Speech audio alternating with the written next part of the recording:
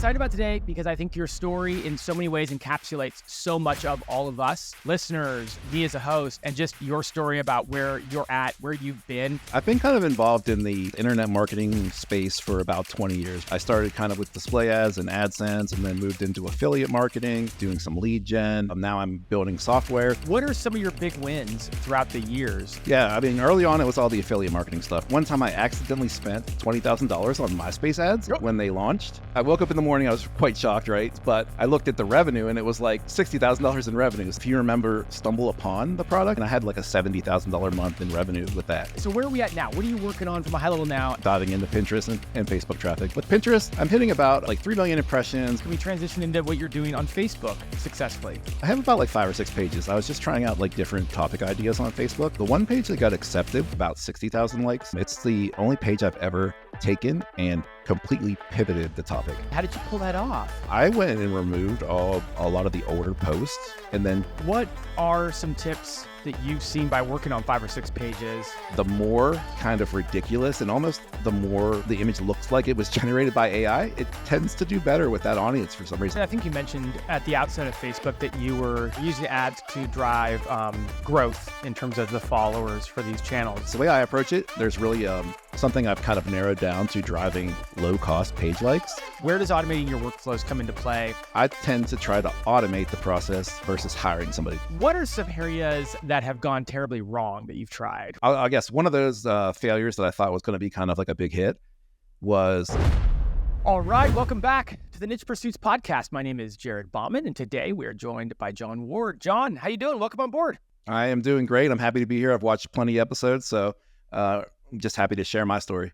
I love it. We get first-time caller, long-time listener kind of scenario here. You were talking before we hit record how, you're like, I'm pretty familiar with how this works, so we can just go ahead and get started. I'm excited about today because I think your story in so many ways encapsulates so much of all of us, listeners, me as a host, and just your story about where you're at, where you've been. I don't really have a good way to summarize it, so I'm not going to try to. I'm just going to say, let's get into it. Why don't you give us some backstory, catch us up to who you are, and then we'll get into the meat and potatoes of today. Yeah, sure. Yeah, I'll go into it. So I've been kind of involved in the, I guess, internet marketing space for about 20 years, right? So it's kind of, the business models have evolved over time. I started kind of with display ads and AdSense and then moved into affiliate marketing, moved into kind of like doing some lead gen. Also, now I'm building software. So I've kind of gone through all the different phases and kind of evolution of the whole internet space, right? Anyone trying to make money online knows it's been kind of evolution and changing, and you have to keep up with all the current trends, right?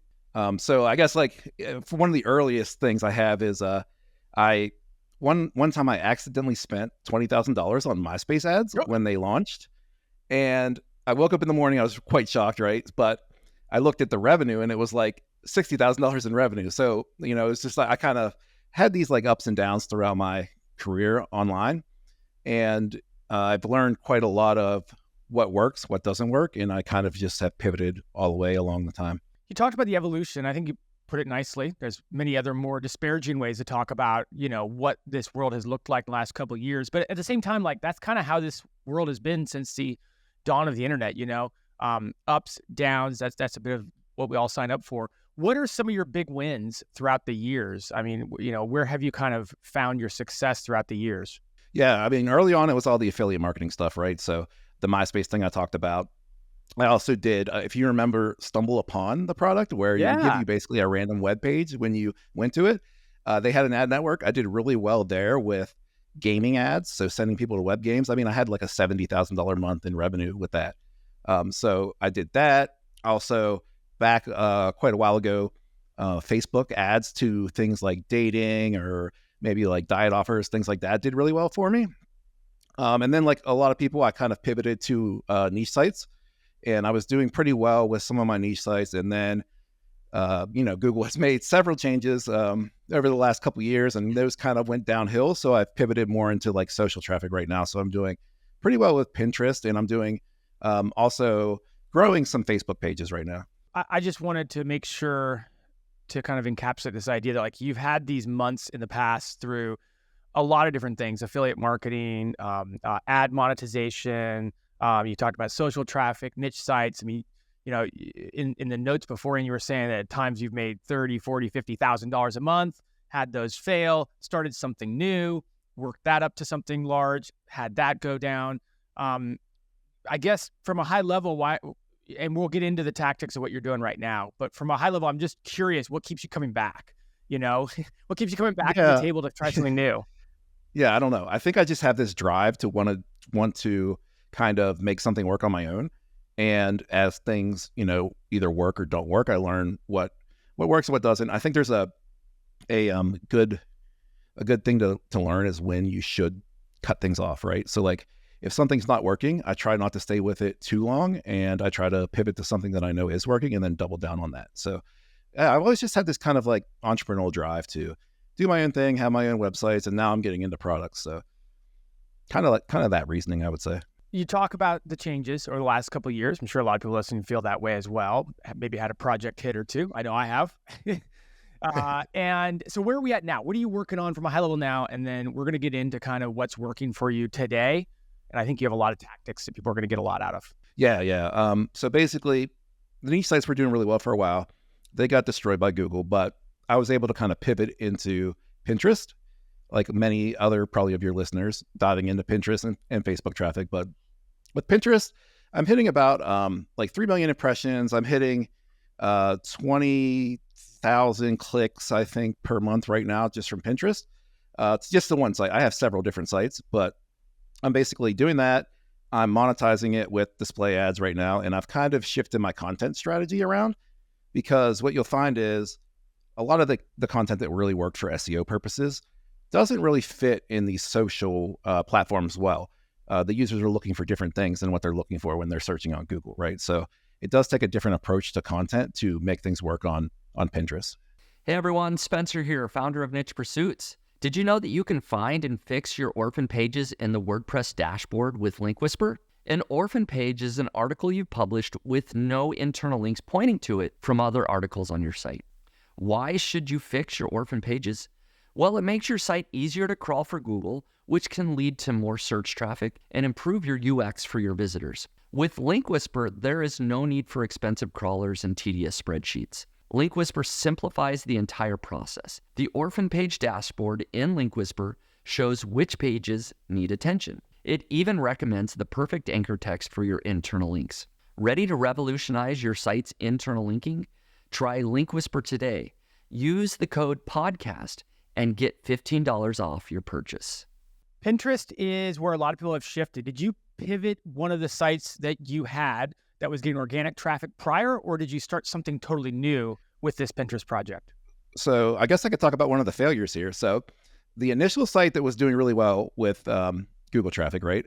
I decided, hey, I'm going to pivot that to Pinterest, right? And then what I initially did was I was just posting kind of like the featured image, the same blog post that I already had, right? And I realized this isn't really working for Pinterest. That's when I realized you need to make special kind of content for each platform. So, the SEO heavy content just didn't work. At that point, I decided I wanted to go in a different direction because I didn't really like the niche. It was kind of a dying niche. So I decided to go into something that was more like visual and inspiring, right? Because that's kind of like what hits with Pinterest audience. Things like, I don't know, like you get like recipes, you get home decor, you get fashion, I don't know, nails, things like that, right? So there's a lot of people on Pinterest searching for inspiration for things they could do in creativity. So I created a new site that basically focused on a lot of those different niches, and I use it to test out different ideas. It's not really focused on one specific area. So I kind of use it to just test out what will work and then find out what my audience likes, and then I kind of double down on that. If you had to say what's making this one successful on Pinterest, what is it about it? Because it's certainly broad. It sounds like you're in a whole host of niches. What was making it successful so far? Yeah, I think what kind of has made it successful is I focused specifically mostly on listicle type content where it's visual. So there's like really good images to go with the content, right? So let's say we were doing like home decor, right? You'd have like best colonial kitchens or top 10 colonial kitchens, right? And then you'd have, an image of each design, some description of that, and, in a list format. And then you could take each one of those images and pin them to Pinterest and give it a different title description. And those tend to do really well on a platform like Pinterest. Then I also will take some of those images and I'll use Canva maybe to create different templates for those. I've used some tools to help like automate that. So one's called Blog to Pin and one's called Pin Generator that I'm sure some of your listeners are familiar with. But basically kind of taking the same content that I have generated specifically for Pinterest and then posting it in different ways with different images and different text and things like that. So I would say, don't just post it one time, do different iterations and see what works. How, like, I know people are going to be asking in the comments, so I have to ask this sort of thing. I know anytime I ever post about anything Pinterest related, people are really interested in like the specific, the day-to-day. How many articles are you creating for this site? We'll call it maybe per week, per month. And then how many times are you pinning per week, per month? And again, people are going to ask me, so I might as well ask you. Yeah, I don't tend to generate that many articles. Kind of comes in spurts when I feel inspiration, right? So I'll do maybe, I don't know, like between like maybe 10 to 15 articles per month. Mm-hmm. And then when I set those up, I'll post those articles plus some of my older articles. I'll recycle those. I might do like 20 to 30 pins a day. Try not to go a little bit too crazy because I don't want to, trigger some kind of spam filter or something like that. But so far for me, 20 to 30 pins per day has been working, and I try to vary the type of content, right? I don't just post like 30 pins with the same URL every day. What's been the most unique thing you've learned about Pinterest this year? Because Pinterest has been around for a while. I can see in the notes you've done Pinterest in the past. Like, what's kind of stood out to you this year that's unique about either your process, what's working, what you're seeing, anything? Well, for me, when I initially started, I was doing everything manually, posting basically like one pin per article per day, and it just wasn't really working that well for me. I think I learned that it does take a little bit of scale right now to capture some attention from the Pinterest audience. The other thing I like to do is investigate the trends tool and the analytics tool. And I think a lot of people know the trends tool, right? You can go in and type in different topics and you can find the trending topics on Pinterest, how they're growing or not growing and things like that. The other tool that not as many people I think use is the analytics tool that tells you more about the users that like your page and your content, right? So like if you have, like I keep talking about the home decor, right? But if you have a home decor audience, you can go into the analytics and you can find kind of like crossover topics that your audience is interested in that isn't necessarily your core topic. And you can start trying some content in those areas just to see if it works or not. And if it does work, I kind of tend to start pushing some more of that type of content. If it doesn't, I kind of forget it and move on. I was going to ask you next where you get your topics. In the olden days, we call this keyword research. I suppose we call it topical research here inside of Pinterest. What topics have you found tend to hit the best? Is there a trend line there? Is it really random? Is it somehow tied to seasonality? Some of it is seasonal. So I'll say I've done some recipes that are seasonal, right? So, Thanksgiving has just happened, right? And I had a leftover, like a turkey soup recipe, right? And that just really crushed it there for a couple of days. And then, those kind of seasonal ones, they really hit really hard, drive a lot of traffic, and then they kind of die off, right? Each season. But so I kind of mix it up with the seasonal stuff and the kind of more evergreen content that could be used year round. I've found certain types of, sub niches, I would say, start to trend in different areas, right? So you could think about like in the recipe niche, maybe like the Mediterranean diet starts trending, right? So you can like tackle that or vegan or keto diet, right? The low carb diet, that one is trending the wrong way right now. So maybe you wouldn't want to target that type of content. So I also use Google Trends just to get a general idea of what people are thinking, but I mainly rely on coming up with ideas, looking at them in the trends tool. I definitely rely on ChatGPT to help me come up with ideas now. So that's kind of like my approach to it. How far ahead are you posting this kind of stuff? Like this podcast will go live, I don't know, end of December, early January. I don't know what holiday's coming up, but like, I guess being healthy, that kind of thing. Like how far ahead are you posting these topics, these seasonal topics that you're looking towards? I try to stay with the seasonal topics. I feel like there's a little bit of like a sandbox on Pinterest almost. It takes a little bit of time before they start to get impressions. So I try to tend to start maybe like 6 weeks or 2 months ahead. So if we're talking about now, when this pod comes out, I would probably be focusing on Valentine's Day type content, right? So that would probably be the next holiday I think that would be coming up. Yep. Good point.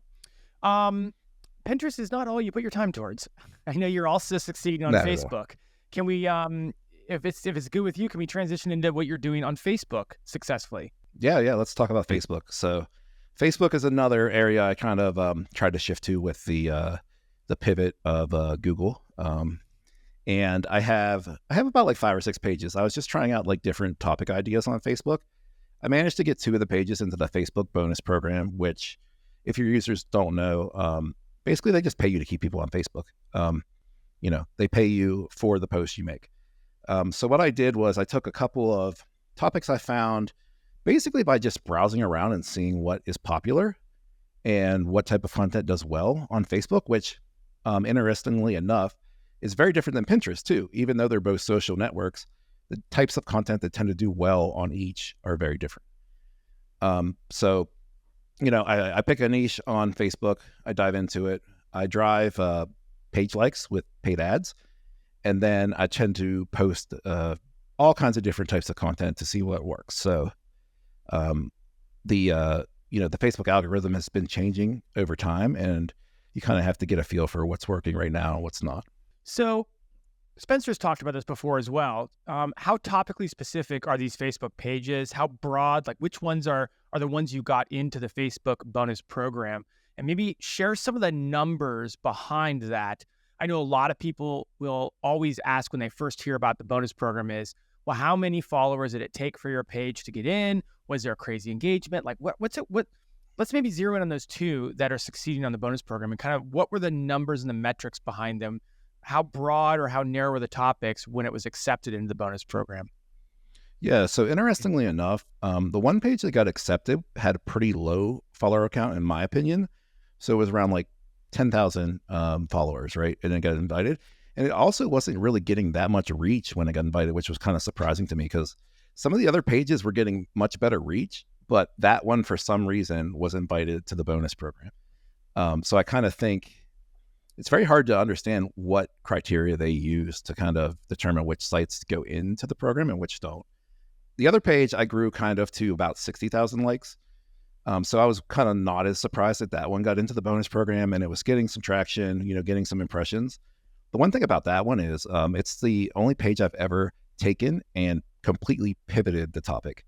So it wasn't working in the initial niche that it was in.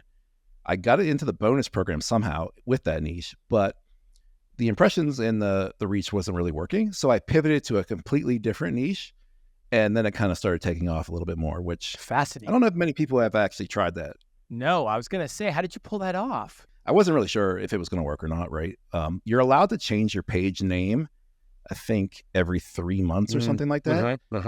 So I basically went in, changed my page name, changed the branding. I went in and removed a lot of the older posts and then just started posting the new content. And I started building more followers that were interested in that type of content using the ads program. So basically the idea there is instead of starting over, you're hoping to port some of the Facebook pages, follower traction, history, that sort of thing. Is that the reason you don't just start over topically? I guess the main reason I didn't start completely over with a new page is the fact that it was invited to the bonus program. So I think that's kind of like a key. Yeah. If you have a page in the bonus program, there's got to be some way to make it work, I feel like. Yeah. That makes sense. So let's talk about, God, that's fascinating that the numbers were so different. Yeah. There's nothing you can do to get invited, right? It just shows up one day in your account. Is there anything? Yeah, it just kind of shows up, and I think I didn't even get emails. I probably was invited for a while, and I didn't even know it until I went into the monetization section and said, "Oh, you're like eligible for the bonus program." So check. Yeah, you're not the first person who said that. Check your monetization section, because you never know. You're right, especially with emails. A lot of those emails go to the wrong folder and stuff. So. Okay, so let's get a high-level overview. Where is that at right now in terms of, whatever you're comfortable sharing, because you have 2 pages in the bonus program. Tell us, kind of some high-level kind of numbers around that. Yeah, I mean, the 2 pages in the bonus program, they're not quite doing as well as some of the other pages I'm working on. they do get reach in like the hundreds of thousands. But like I have another page that I'm trying to get into the bonus program. It's getting like 4 million reach on posts, but it hasn't been invited yet. So it's another kind of how do they determine what gets invited? So you've got 5 or 6 pages you're working on for Facebook. We'll just keep it at that. Yeah. 2 of them are the bonus program, both wildly different numbers in terms of what got invited. And yet these aren't even your 2, I'll say, most popular Facebook pages. Right. You have ones that are getting 4 million reach, haven't been invited to the bonus program. Is it driving other benefit, traffic, other things that you're benefiting from? So for right now, I've just basically been focused on driving reach and follows to try to get into the bonus program. I am doing occasional link posts out to a website, but it's not really being monetized yet. And I'm trying to focus more on keeping people on platform to just try to get in that bonus program. What are some tips that you've seen by working on 5 or 6 pages that consistently lead to good results, that consistently get engagement and grow reach? You've done this across 5 or 6. You've got, again, a wide array of success in terms of your reach. Like, what are some of the things you can draw conclusions on that have worked consistently? So I think, like I said, the Facebook audience is a little bit different than like Pinterest or Google. I would say for Facebook, you're looking for more kind of shocking, interesting, kind of clickbaity type content. Almost like images that'll stop the scroll, right? When you're going through your feed and you're like, oh, what is that? And you have to stop and look at it. I think that kind of content really does well on Facebook versus kind of the more inspirational kind of like basic photos that you can get traffic with on Pinterest. So that's probably the one thing I would say you want to focus on for reach. Like I've seen crazy pages, right? Like I'm sure you've seen like blow up cat furniture, right? And it gets like 100,000 likes. It's almost like on Facebook, the more kind of ridiculous and almost the more the image looks like it was generated by AI, it tends to do better with that audience for some reason. I don't really know why, but that's the way it seems to work for me. Do you ever get stuck in your business and wish you had someone you could turn to for solutions? Well, I think you should consider joining the Niche Pursuits community. You'll get weekly calls with experts on growing a successful online business, and you'll also get assigned a small mastermind group where you can solve your business problems as well as share your wins. For a limited time, I'll let you try out the Niche Pursuits community for just $1. Go ahead and use coupon code PODCAST at checkout in order to get your first month for just $1. Again, that's coupon code PODCAST. Go to community.nichepursuits.com today and see what it's all about. And maybe I'll see you on our call next week. Thanks a lot. How often are you posting to these Facebook pages, and what kind of content or what's the structure like for what you're posting? Yeah, so I'm doing a lot of automation with that. And I'm basically posting like from 7 a.m. to 11 p.m. every 2 hours with the pages. The content varies in format. It could be just an image to drive engagement. It could be an image with a link in the description or a link in the comments, right? So I'm just really right now testing out what is going to drive the most engagement, and then also will it drive offsite kind of basically just people to view the page so that I can get some monetization through display ads. I've also done I've done a little bit of video. I haven't really put too much focus on the video, but they do tend to get quite a bit of engagement, like on the reels and things like that.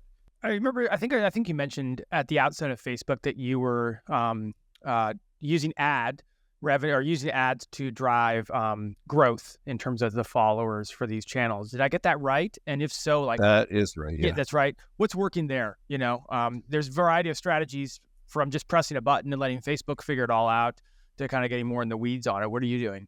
Yeah. So the one thing about Facebook is you do need a following to kind of get traction. The easiest way to do that is buying page like ads.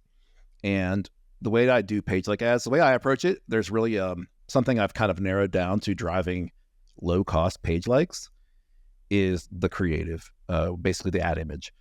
And my biggest tip there, find something that is interesting to your audience, something that might be a scroll stopper, right? Like we talked about before. And then basically my format, text at the top, if you love this niche, at the bottom, like our page. And then in the bottom right corner, the very important part, have something pointing to the bottom right corner. I'll use a hand, I'll use an arrow, something like that, because when these ads appear on Facebook, there's a post like button and a page like button. And what you want to do is drive the users to the page like button, because then they'll get all of your content. Well, not all of it, but they'll get more of your content in their feed. And what I found is on the desktop, the button appears in the bottom right. On mobile, it kind of just appears below the post.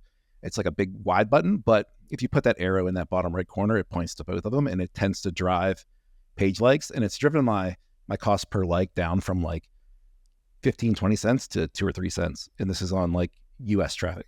And so for these pages that you did get accepted to the bonus program, it sounds like a lot of that growth just came from throwing ad dollars at getting page likes. Yeah, I start with the page like ads until I get to a point where I think I'm ready to kind of turn it off and let the reach and the organic growth kind of carry the page. And then if it doesn't pick up, like I'll start running some ads again. I also would recommend, if you're going to run some ads, do it with a really low budget. I don't go like above $10 a day. And I do it with a lot of different images. So I'll test 10 to 20 images. I'll figure out which ones drive the lowest cost per like, and I'll disable the other ones. I've even gone as low as like $2 per day, because if you start getting your budget too high, it increases your bidding for cost per like. Yeah, I've heard that before. A lot of people will have a great campaign getting, whatever, X cents per lead, and then they'll double it because it's working, and all of a sudden their cost per lead skyrockets. Yeah. Anything else on Facebook? I mean, I'm baffled by the fact that you have a page with 4 million, with an engagement of 4 million, and you have not got invited to the bonus program. But besides that, one crazy fact. Anything else on Facebook before we move on? On that topic, I think it's Adam Mazzari, the head of Instagram. He had made a comment one time that we don't want to pay for the kind of content people are going to share for free.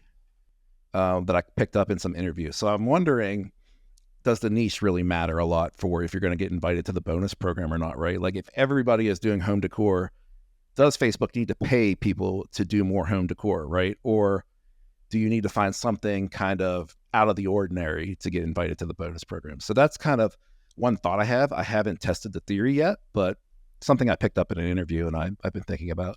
You have teased multiple times already about the level of automation that you go through, your interest in AI and how that's impacting things. I know on our agenda, we had a whole section dedicated to automating workflows. I mean, I'd love to get some tips from you on that. I know I could do a better job there. It sounds like you're able to do a lot with your time. You've got Pinterest accounts, Facebook accounts. I'm sure there's a lot more you're doing, but where does automating your workflows come into play? And maybe let's roll up our sleeves on that and share some tips we can all learn from. Yeah. So I'm kind of like an idea person, right? As I work through these things, I think, I'm doing this over and over again. How can I automate that away? And what many people do is they'll hire a VA, right? And they'll have a team of VAs doing the work. For me, because I have a little bit of software experience, I tend to try to automate the process versus hiring somebody to do it. So, for example, with the Facebook pages, all of the posts are scheduled automatically every 2 hours throughout the day. The way I do that is I give it my sitemap, or I'll give it a group of URLs, and then I'll have this tool go out, scrape the images from the page, send the images to OpenAI, and have OpenAI write a description that is related to that image, and then I'll plop the link in somewhere, right? So it'll do that for 30 days worth of content, every 2 hours per day. And it will do all the different post types I mentioned earlier with the images and the links and the comment and things like that. Some of them are just images to drive engagement. All of that is basically a one-click process for me now.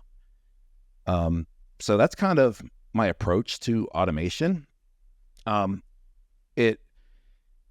testing it whether or not it really will work versus having a human decide what to post, but so far it's been working pretty well. That's really intriguing, and so I guess it's vital that your posts on your website are pretty image rich and pretty image heavy. does that influence how you create content for your website, knowing that your tool, your script will end up using it in a certain way to then go to Facebook with it? Yeah, it does. I also mentioned I have another script that will just generate a bunch of images and post them that is unrelated to my website content. But the website content itself, it's kind of shifted to more of those listicle type articles I've mentioned. Yeah. Where you're going to have multiple images and you're going to be able to take different sections and post them, the images separately and drive links back to that same article, or at least just discuss that to drive engagement on Facebook, right? Drive comments and things like that. So in essence, once you create the content, you've kind of created a script that makes the workflow to Facebook almost instantaneous for you with very low effort. Yeah, I just basically sit down like once a month, take any of my new pages, plop them into the tool, and some of the old pages, mix them in, and then I let it schedule out content for the next 30 days. Like right now, I've hit one of my pages with a lot of Christmas heavy content, given the time of year, right? The other pages more evergreen, so I kind of mixed it up, the type of content that I post, but it's pretty much fully automated. I don't really do any manual posts anymore on Facebook, basically because I'm trying to save my time. I do focus a little bit more on the Pinterest stuff, but I'm also building software and things like that, so I kind of have to automate these things out of necessity. That's a pretty good one right there. What other automation or workflow tips or kind of advancements you have to share? Yeah, so the one thing I was doing was, I've shared like on the social side how I was generating content. The one thing I'm doing is also generating the content on the website. So it started out basically just being like a image heavy listicle script that I ran locally. Since then, it started working for me on Pinterest, right, with all the visual heavy posts. And then I said, you know what, I'm going to make this into a product and I'm going to allow other people to use it. So that's when I created Content Goblin, which basically right now produces those listicles with heavy image articles and also recipes and things like that. So it's going to keep evolving. But I basically work through the problems, find the pain points for me, and then try to solve them for other people. Is launching tools that you use, is making them available to other people? Is that like a business model for you going forward? Because it seems like it's something that you're able to do over and over and over again internally. Yeah, I think that's probably the business model I'm going to try to focus on. But the key thing for me, I think, is still doing the content, because that's how I find out what my users will like and where they're stuck and kind of what would actually help the users versus being on the outside and trying to figure out what do people that post to Pinterest really want to do, right? If I'm doing it, I can find and solve the problems. How else are you using AI in all the different tasks that you're going through per day? Yeah, mostly content generation, text, a lot of image generation. I'm highly focused on image generation, given that I'm doing a lot of Pinterest and Facebook. I had some other ideas that I started working on. I guess we could just mention real quick. I found YouTube channels where they're kind of just doing these product reviews with images, and they're basically faceless, right? Faceless YouTube channels. I'm sure you've talked about it. And I started working with some of these AI video tools where you can kind of plug in the images. Even you can just take like images from Amazon, plug them into a template, and have text to speech talk over the video, and you basically create the same type of videos that these faceless YouTube channels are doing. So that's like another kind of like way I might use AI and automation to kind of try to generate some revenue. Do you have any other projects that you started that are maybe starting to get traction? They're not, anything really noteworthy yet. They're not maybe paying any bills yet, but they're starting to get traction that you're trying. You seem like a guy who's trying almost everything. So it's kind of why I ask.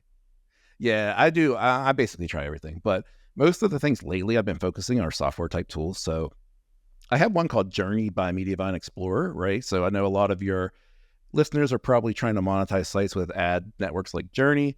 I basically just go through, see what sites are added every day and put them in a list. And then you can go look at those and kind of use it for like competitive intelligence, I guess, right? You can see what types of sites are getting invited to the program because there is a requirement to get invited, and you can see other sites maybe that are in your niche or try to find a new niche. So that's one tool I have on my website for free.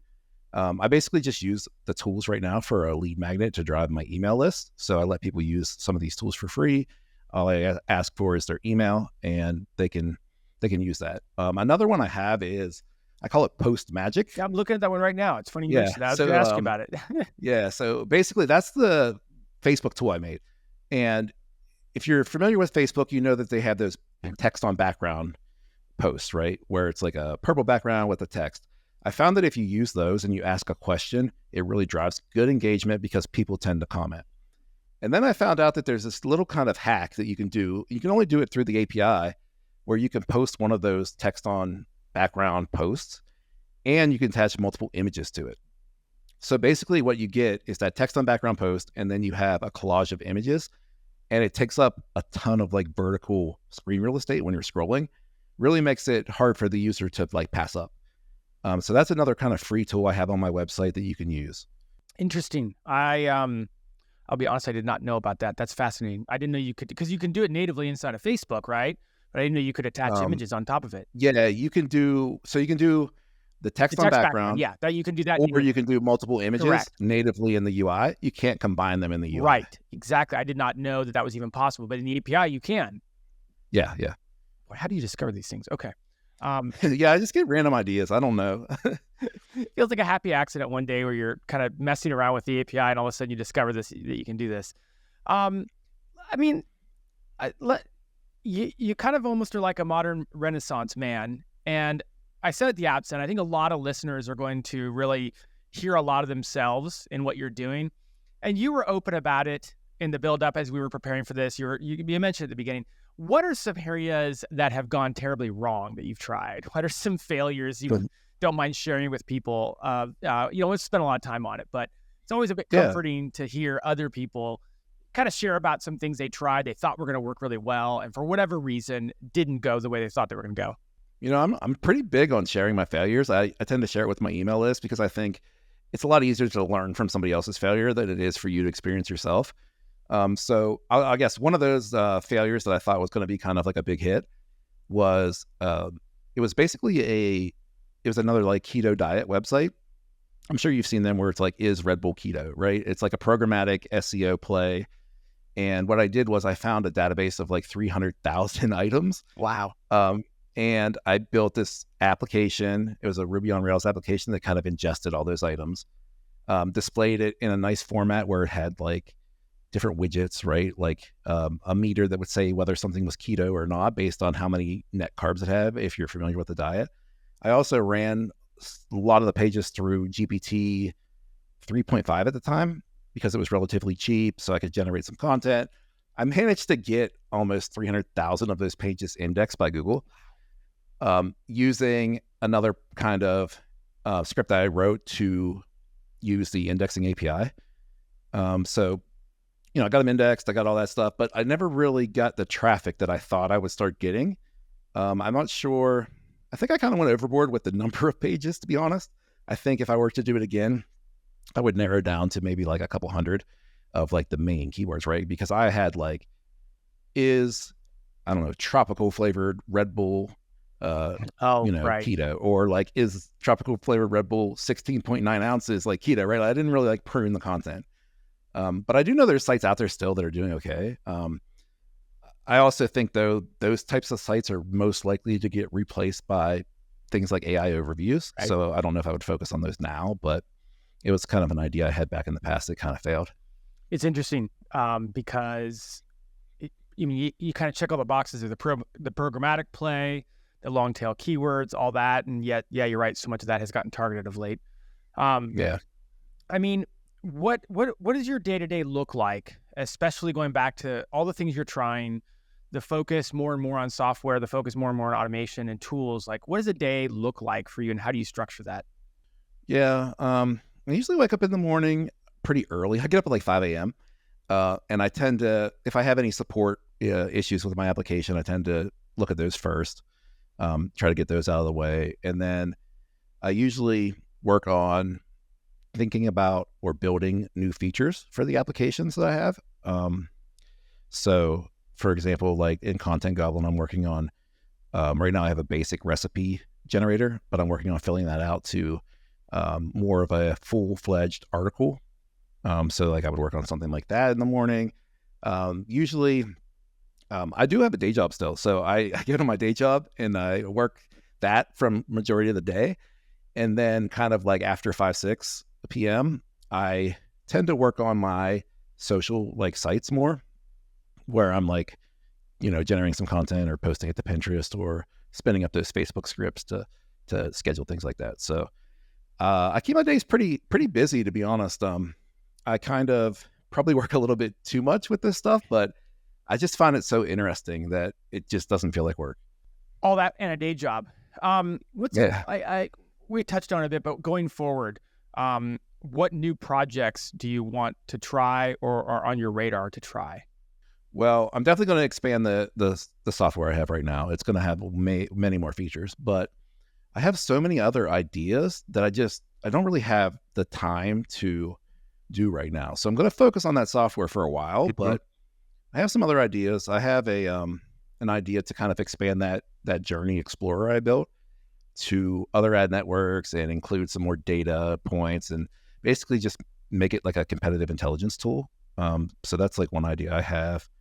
And then I have some scripts that do search engine indexing, and they work pretty well. So I had another idea to kind of offer that for relatively cheap. I know a lot of the index tools that were out were kind of using Google's index API, and they've made some changes to where you can't really submit quite as many pages through that API. So I think another idea is doing it through the tool I built because it doesn't use that API. So those are kind of like some things that I'm kicking around. I'll probably come up with a couple more free tools just to help drive my email list. But yeah, those are it right now. Well, John, I really appreciate you coming on and, sharing what's working for you, sharing what isn't working for you, sharing what you've had success with, sharing where you're getting success now. And again, all this with a full-time job, all this with all the changes that have happened in the, kind of online and affiliate marketing world of the last couple of years. Like we talked about, you have a bunch of free tools that I would really encourage people to go play around with. But where's the best place for people to follow along with what you're doing, where you're going, all these free tools, that sort of thing? Yeah, I'm probably most active on X, right? I have a hard time calling it X, but I'm most active on X. My name is John Ward here, John. And you can find basically my website from there. You can find the tools I'm working on from there. And, you can join my mailing list. You can check out contentgoblin.ai for the software I'm working on. And you can also find me at jonathanward.com. Perfect. John, thanks for coming on board. Good luck in all your future projects. And I'm sure we'll be hearing about all the new things you're working on as the time goes on. But I appreciate you coming on and sharing with us. Yep. Thank you for having me. Hey, everyone. Thank you so much for listening to the Niche Pursuits podcast. I just wanted to remind you that if you are ready to start building smarter, faster, and easier internal links, you should check out Link Whisper. You can get $15 off Link Whisper when you use the coupon code podcast at checkout. Head over to linkwhisper.com and use the code podcast in order to save $15. Thanks again for listening.